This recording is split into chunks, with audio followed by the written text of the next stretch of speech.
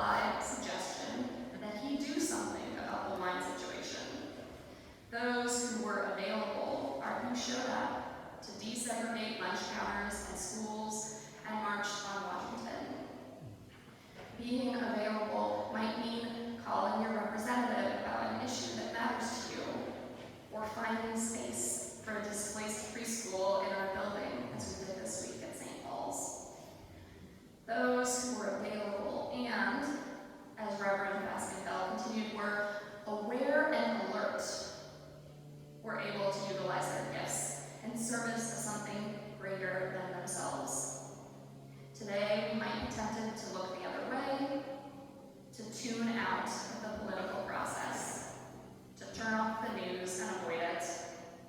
But if we stay aware and alert in ways that motivate, not overwhelm, we will be able to respond and build something different. Something that upholds the dignity and worth of all people. This work needs a variety of gifts. As Paul reminded us in our reading from one of his letters to the Corinthian church, there are a variety of gifts, but the same Spirit. It is the spirit of love and justice that compels people of goodwill to work and build and create and love. To love so fiercely that there is no room for hatred, and we cannot bear a system that creates more suffering for the beloved.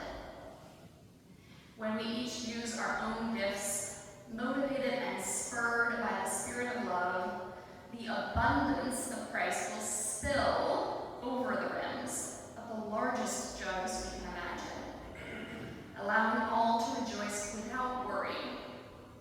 As the party continues and we are freed from our anxiety about wine, about money, about our savings, we are freed to truly rejoice and to enjoy each other's company.